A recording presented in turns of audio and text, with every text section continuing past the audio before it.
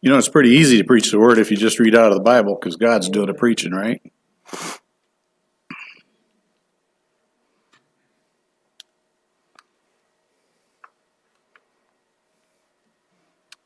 Can you hear me? Okay? Okay. Good morning, everybody. Good to see you, brother.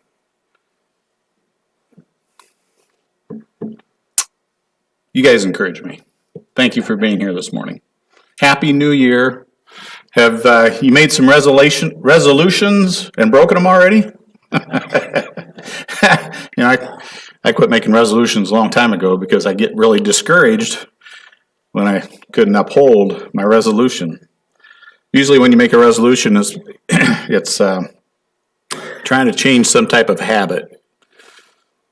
And it's difficult to do. It's difficult to change habits. It's easy to get back into the same old routine. And it's easy to be discouraged when that happens. As an elder, I talk to quite a few people who get discouraged spiritually. And today, that's the topic about when we get discouraged, God is going to be our strength. I want to put that out there right now. So if I've missed this point somehow in my lesson, I don't know that anybody has not gotten to a low point in their life spiritually and has been discouraged. But we will find out today that God will be our strength. We'll be in 1 Kings, starting in 16, but going through 17, 18, and 19. So if you want to turn there and follow along, that's fine. And when I do talk to people about their spiritual life and how they are discouraged, most of the time I give them this story about Elijah and how he got discouraged, how he was a prophet of God and what God required of him, and how he was discouraged in his life. And this is the story that I go to when I get discouraged, because I can relate to what Elijah was going through. Oftentimes we get discouraged spiritually because of our expectations of others are not met. We have expectations of them, and sometimes they don't fulfill that. I know as an elder, I don't meet expectations of some people oftentimes. Sometimes things that discourage us are the loss of people close to you. I know I've experienced recently quite a few people in my life that is my age. I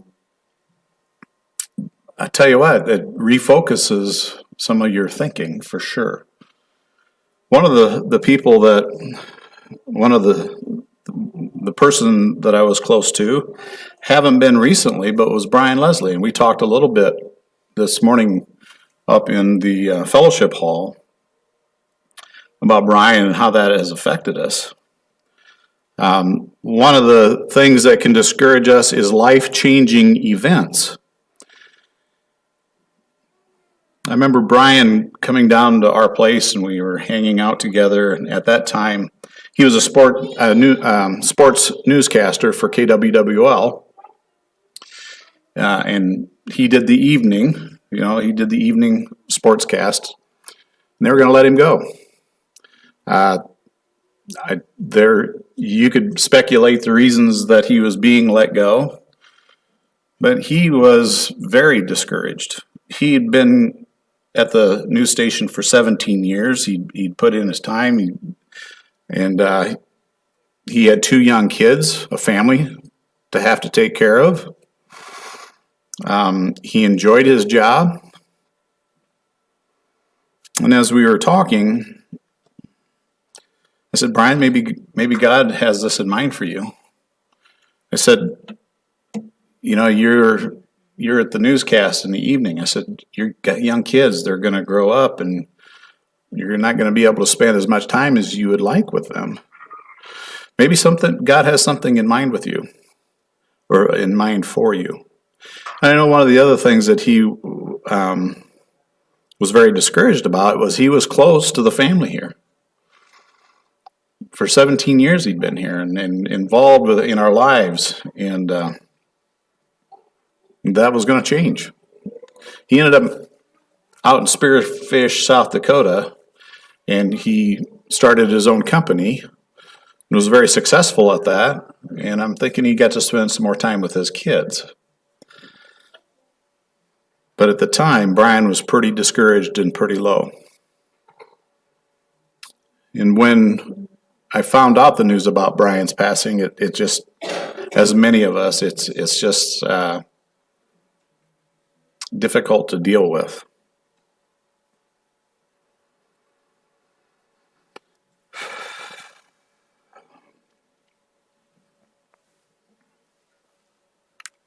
First Kings 16. Now Ahab, the son of Omri, became king over Israel in the 38th year of Asa, king of Judah.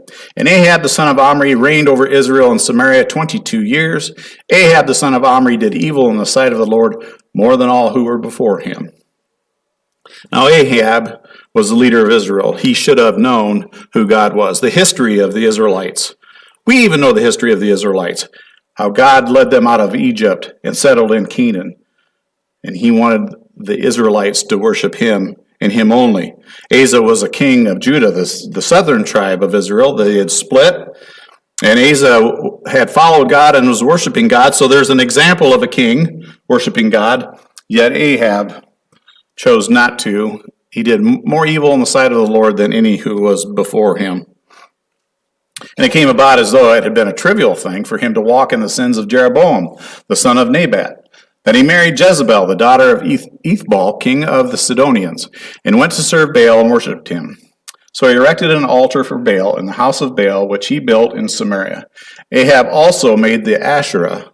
Thus Ahab did more to provoke the Lord God of Israel than all the kings of Israel who were before him. It wasn't bad enough that he was evil in the sight of the Lord. He went and married an outsider. This gal lived over near the coast, and her dad was a king that worshipped Baal. Look at his name, Ethbaal, king of the Sidonians. And because of that, he brought their god and built an altar to him in Samaria.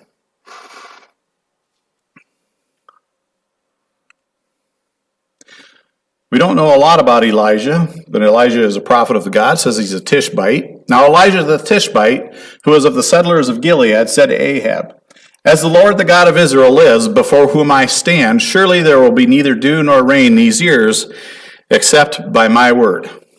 Oh, isn't that good news?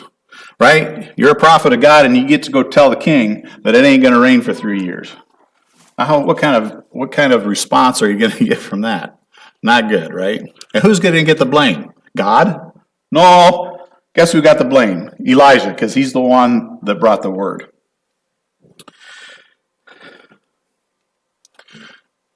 And the word of the Lord came to him, saying, "Go away from here and turn eastward and hide yourself by the brook of Cherith, which is east of the Jordan. It shall be that you will drink of the brook, and I have commanded the ravens to provide for you there." So he went and did according to the word of the Lord. For he went and lived by the brook Cherith, which is east of the Jordan. The ravens brought him bread and meat in the morning and bread and meat in the evening, and he would drink from the brook. And it happened after a while that the brook dried up, because there was no rain in the land. This is Elijah that he's talking about here. So he gives the news to Ahab, and then God says, "You better get out of there, because that wasn't good news. He's not going to be very happy with you."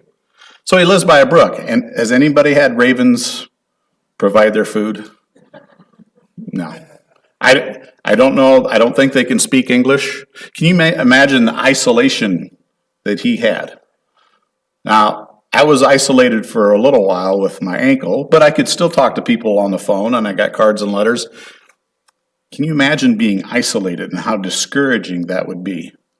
Have to live by a brook and depend on ravens to feed you. So already, there is discouragement in Elijah's life.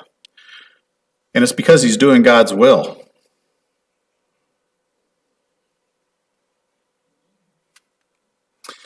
Then the word of the Lord came to him, saying, Arise, because the brook had dried up. There's no water anymore to sustain him. He says, the word of God says, Arise, go to Zarephath, which belongs to Sidon, and stay there. Behold, I have commanded a widow there to provide for you. Sidon is not even part of Israel. He's going to a widow from another country, the area that worshiped Baal, so that he can have his life sustained. Is that the first option for us? I don't have anything to eat. I'm going to go find a widow from some other country who worships some other god to sustain my life.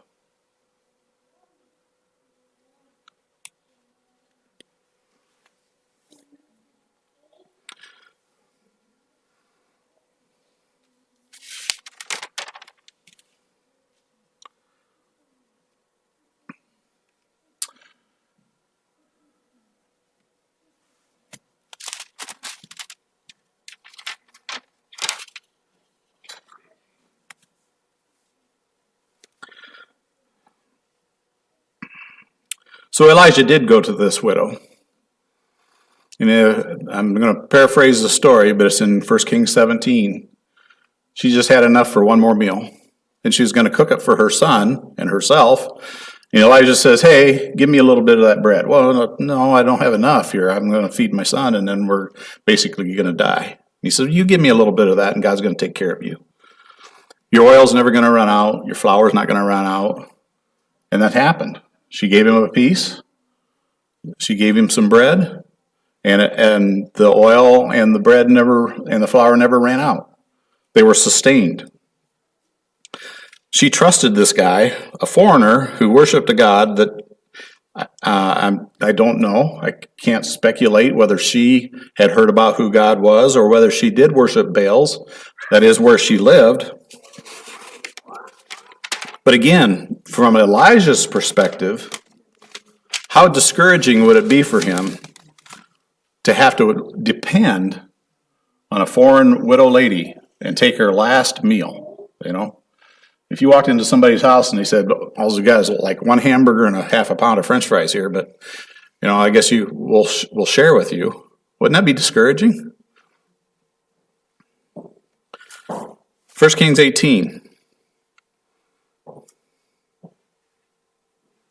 Sorry, I went too far. Now it happened after many days that the word of the Lord came to Elijah in the 3rd year, saying, Go show yourself to Ahab, and I will send the rain on the face of the earth.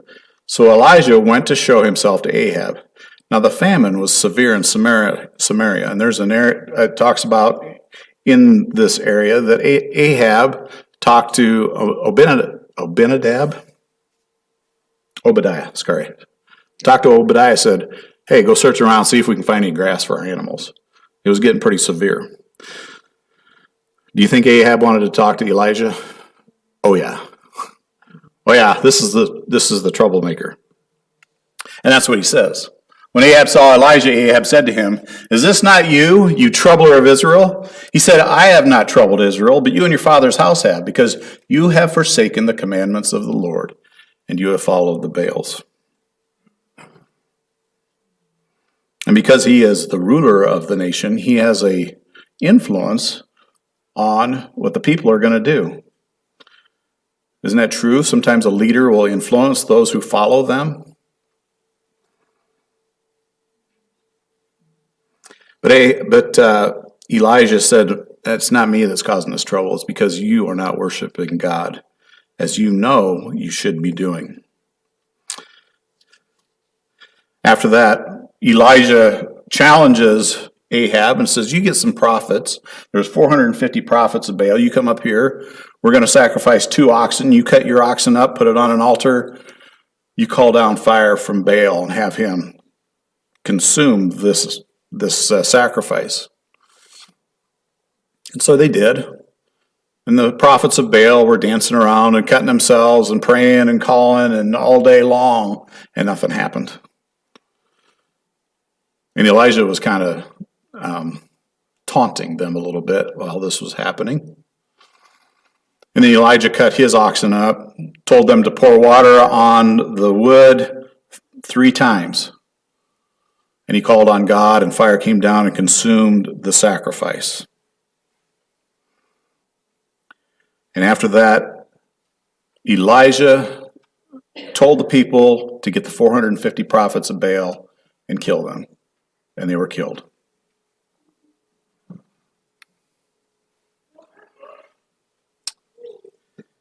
Now Ahab and told Jezebel all that Elijah had done, and how he had killed all the prophets with the sword.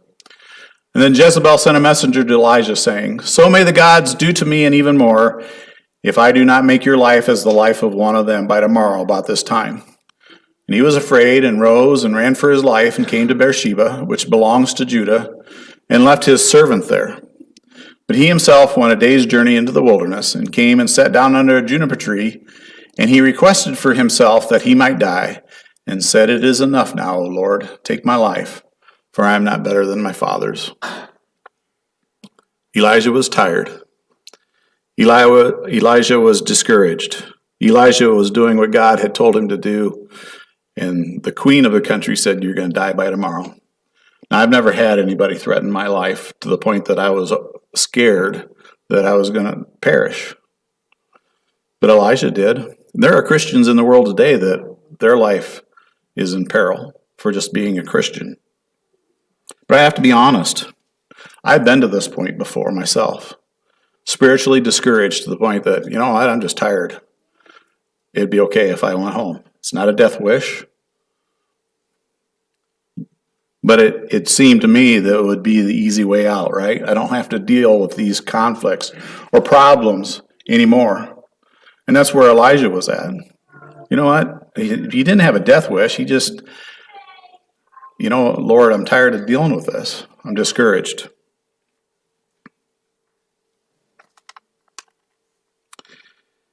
Do we see anybody in the Bible that maybe came to this point? Think about Noah. Noah, yes, Lord. I want you to build a boat because I'm going to destroy everything in it. It took him 100 years to build this boat.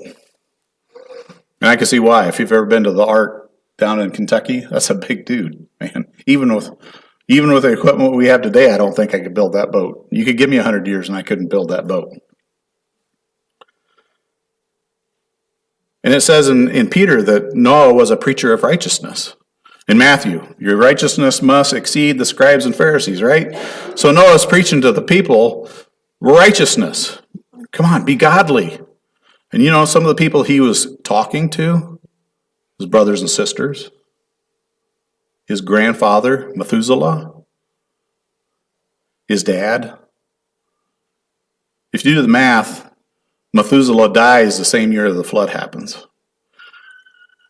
Don't know that he died from the flood. Kind of ironic, but he was one of the people that Noah was preaching to. Moses. Yeah, I know it's pretty comfy just being out here with your sheep, and all you have to worry about is finding food for your sheep, some grass. But I'm going to send you to Egypt to bring my people out. That was fun, wasn't it? You read some of the stories of what Moses had to deal with? Griped and complained the whole time. Man, we had onions back in Egypt. Once in a while, we'd have a goat in our pot. Do you think Moses got discouraged? David, shepherd boy. He killed a lion and a bear once in a while, which would, that'd be something, right? With his hands, We think we impress people. We use a big gun and shoot a bear or a lion. He used his hands. But his life was actually pretty simple compared to what it became. And God says, no, I'm going to make you a king. I'm going to anoint you a king. Did David ask for that? No. And then what did he do for years and years? He fled Saul because Saul was after his life. Jesus. I'm going to come down and be a sacrifice for the sins of people. Can we make this a quick death? The sacrifices that they provided back in the Old Testament were fairly quick. If you brought a lamb to be sacrificed, they didn't draw it out. They took care of the business quickly.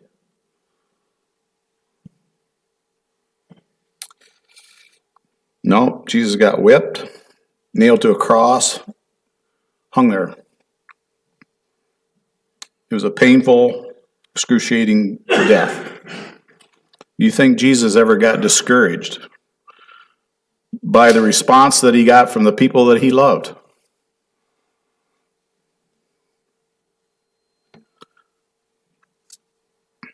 And Paul.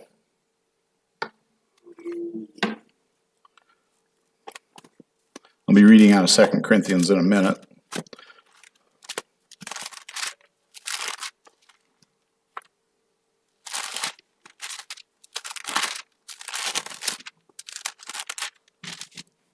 Second Corinthians 11. But first I wanted to read this. I forgot to put this screen up when I was talking about David. And David wrote this, O Lord, how my adversaries have increased. Many are rising up against me. Many are saying of my soul, there is no deliverance for him in God. But you, O Lord, are a shield about me, my glory and the one who lifts my head. I was crying to the Lord with my voice, and he answered me from his holy mountain. I lay down and slept. I awoke, for the Lord sustains me. I will not be afraid of 10,000s of people who have set themselves against me round about. David knew that his strength came from God, and that quitting was not an option. 2 Corinthians 11, 23 through 29. Listen to what Paul writes about himself. Are they servants of Christ? I speak as if insane. I more so, in far more labors, in far more imprisonments, beaten times without number, often in danger of death. 5 times I received from the Jews 39 lashes. 3 times I was beaten with rods. Once I was stoned. 3 times I was shipwrecked. A night and a day I have spent in the deep. I have been on frequent journeys and dangers from rivers, dangers from robbers, dangers from my countrymen, dangers from the Gentiles, dangers in the city, dangers in the wilderness, dangers on the sea, dangers among false brethren. I have been in labor and hardship through many sleepless nights, in hunger and thirst, often without food, in cold and exposure. And apart from such external things, there is the daily pressure on me of concern for all the churches. Who is weak without my being weak, who is led into sin without my intense concern. Do you think he could have said what Elijah said? Lord, it's enough. Just take me now. But he didn't quit. Quitting is not an option for us, folks. When we get discouraged, when we get down, giving up on God is not the option.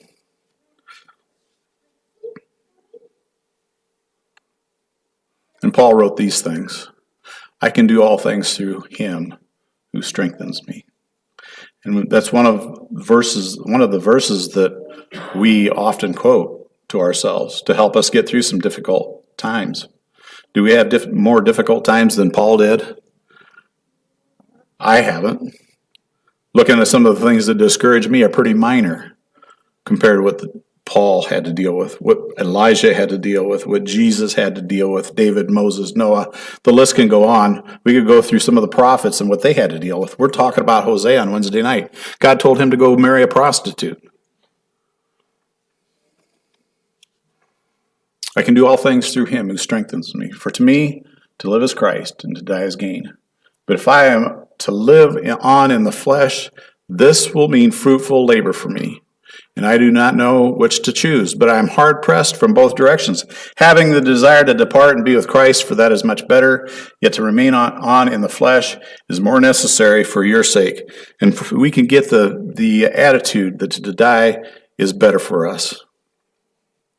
But while I'm living, I need to continue to work for Christ. I need to just continue to serve God. And if I get discouraged and tired, you have to work through that. God can give you the strength for that. The Lord will give strength to his people. The Lord will bless his people with peace. Do you not know? Have you not heard? The everlasting God, the Lord, the creator of the ends of the earth, does not become weary or tired. His understanding is inscrutable. He gives strength to the weary, and to him who lacks might he increase. And to him who lacks might he increase his power.